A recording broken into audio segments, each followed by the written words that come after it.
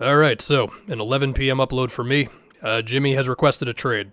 That's coming from Shams. Windhorst is on that as well, and no matter what Jimmy's agent wants to say in reply to this, if anything, this doesn't feel that surprising given how the last couple of weeks have been. Jimmy's had, 9 points in his last 2 games for them, and, the press conference that he had right before this report went out, the dude just looks totally checked out, and I guess this all just stems from him not getting an extension. Although Shams also says that, I guess Pat Riley talking about how Jimmy wasn't available for that round 1 series against the Celtics, and he was saying, if you're not playing, then just, don't say anything crazy, basically. Shams says that their relationship never fully recovered from that. I still think it comes down to the extension at the end of this whole thing, or the lack of an extension. Yeah, look, man, there are very few basketball players who put as much fear in my heart as a Celtics fan than Jimmy Butler did for about a 4-year stretch. Steph is number 1, if you were wondering, off of 1 playoff series.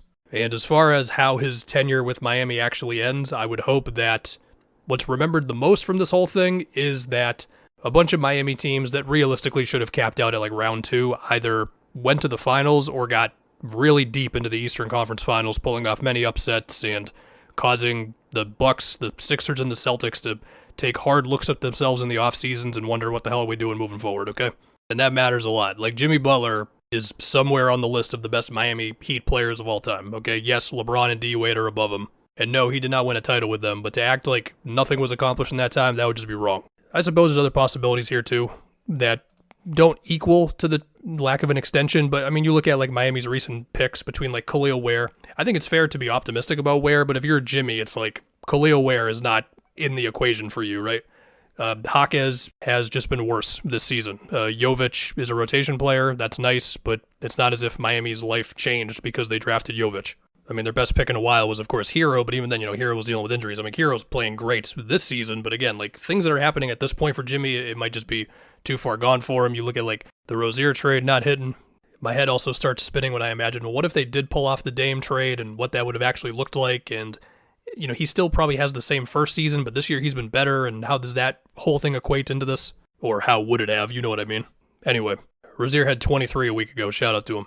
It's just a matter of what the hell Miami wants to do here. You have 2 opportunities to trade the guy. It's either before the deadline or it's you try to navigate a sign and trade in the offseason. And if you try to go for the second option, or if you just can't find the deal you like in the first option, then you are in store for a season of just questions day after day and just annoyances, basically, if you're the organization and the players, honestly. Obviously, this type of thing, it affects everybody, right? And even though Jimmy says, okay, as long as he's on Miami, he's going to do what he's got to do. He's not just going to sit out or whatever.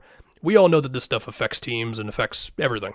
And I said this in a previous video, and I'll say it again. The incentive for Miami to make the playoffs, beyond just, woohoo, we made the playoffs, is that they give the Thunder their pick this year, which might sound bad, but it's better than giving the Thunder your unprotected pick next year. You'd rather get that out of the way this season than have it go back another year, because there's no way to avoid it. They are giving a pick to the Thunder within the next 2 seasons.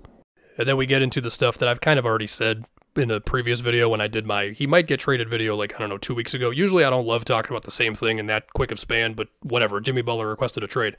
It is kind of a headache finding the salaries for Jimmy. There is a reason why the most popular trade that you have seen proposed for Jimmy is for Bradley Beal. Because if you scan the league and you try to find a team that wants to win, that has the contract to do it, just from a financial, this is allowed standpoint, it's Bradley Beal. Now, from a basketball standpoint, if I'm a Miami fan, I wouldn't say Bradley Beal's doing a whole lot for me to get excited about things, but just from a pure, contractual standpoint, that is a possibility. Beal has been very efficient lately. If you care, you don't care. And I also just can't really imagine that Miami would really want to do that. So we'll just see what the Miami front office wants to do, and I'm sure that if there's any front office that will pride themselves on not getting bullied in any sort of Jimmy negotiations and all that, it would probably be this front office. We'd have to see what actually happens, of course. Again, it's most likely just going to be either a trade in the next couple of weeks, or it's going to be a navigating a sign and trade in the offseason, because there's not that many teams with cap space, unless you want to imagine the Nets just throwing an insane offer at Jimmy. Now, I know in the previous thing, there was, Dallas was brought up, the Rockets were brought up, the Warriors were brought up. I don't really feel like going into detail right now. I would rather just allow whatever the hell is going to come out about who's interested and who really has an offer on the table. I'd rather just let that all happen first. And plus, I already did that in the previous video. The very, very short version of that in this video is I think Dallas has to gut too much of their roster. The Warriors are hard capped at the first apron, and they're very close to that number right now. On top of Like, I'm pretty sure Wiggins has to be in the deal just financially. If he doesn't have to be, my bad. I'm pretty sure Miami asks for Kuminga. The Warriors are currently the 10th seed, although they are beating the Sixers by 20-something as I do this, so they're going to be one game above 500. For me, it doesn't feel like Jimmy Butler's going to end up with the Warriors. But I always default to leaning towards something is not going to happen. Clearly, something is going to happen here with Jimmy. So we'll see.